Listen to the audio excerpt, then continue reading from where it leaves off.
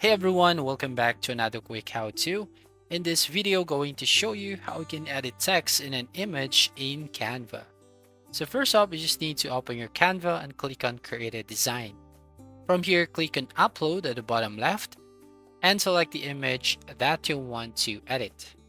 So here, I'm going to choose this one, click Open, and then here, as you can see, you can basically edit image or use in a new design. So in this case, I'm going to select on edit image.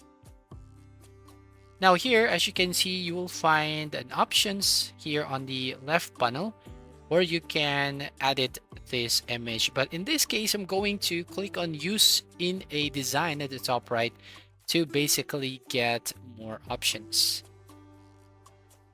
And once you click on the use in a design option at the top right, you'll now go to this page. So from here, you'll find several options here on the left panel. Now in this case, we're going to use the grab text feature. So make sure that you select this quick actions and then find the grab text feature right here. So once you click on that, so as you can see, just have to select the text.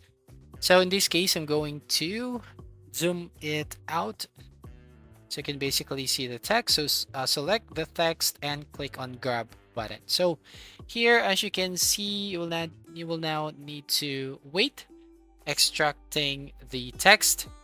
So basically you just have to wait for a few seconds here until the text right here is gone. So as you can see, and then here you can edit the text from this image.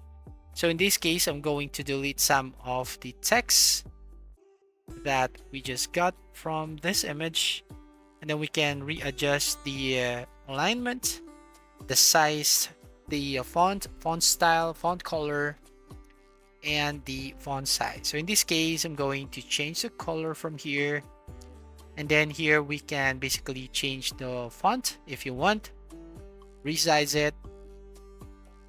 So I'm going to change the font here.